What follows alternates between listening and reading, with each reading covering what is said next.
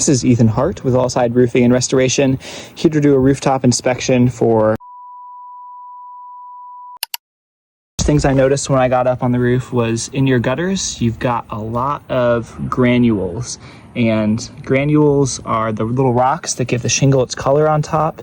And when those start ending up on the gutter, it means they're falling off. It means that as the sun heats up the roof, it starts to kind of bake the shingle, causing the asphalt layer beneath these granules to get soft, to melt, and then it starts shedding these granules off. You can see some of these little black dots where it's called pitting, that granule loss, where the individual rocks will just start to fall off over time, end up in the gutters.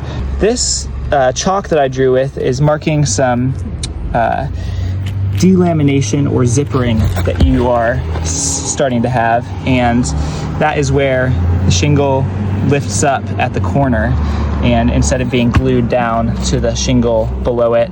And you can see that it kind of spreads in a zipper-like pattern typically, and that's because as one starts to be lifted up in the wind, become delaminated, it can kind of tug on the one above it.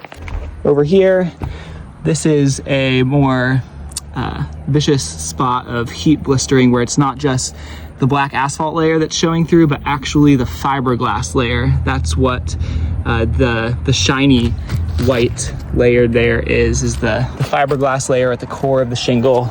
On the ground, it's about 80 degrees, and when you move this up here to the surface of these shingles, that jumps to almost 150 degrees, and that is just ridiculous. And a couple things happen when this gets extremely hot. First thing that's going to happen is something called a nail pop. A nail pop is when the heat inside this attic has nowhere to go, so it will actually force the nails to start popping up through the shingles. And you can see quite a few different nail pops. There's one right over here, 2, 3, 4, 5, 6, 7. So we have just 7 regular nail pops. And then you come on over here and you look at this section where the decking is actually popping up. So the first thing we're going to do is lift up this shingle here.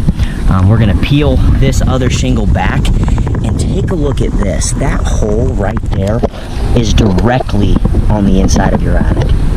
Every single time that it is raining, wind can actually blow water up underneath this shingle, and it can get around that gap in the decking, and that's just a straight hole for water to be able to get into your home. A ton of what is called granule loss and blistering, which is fancy roofing terminology for the shingles are shot, and this is going to be pretty obvious.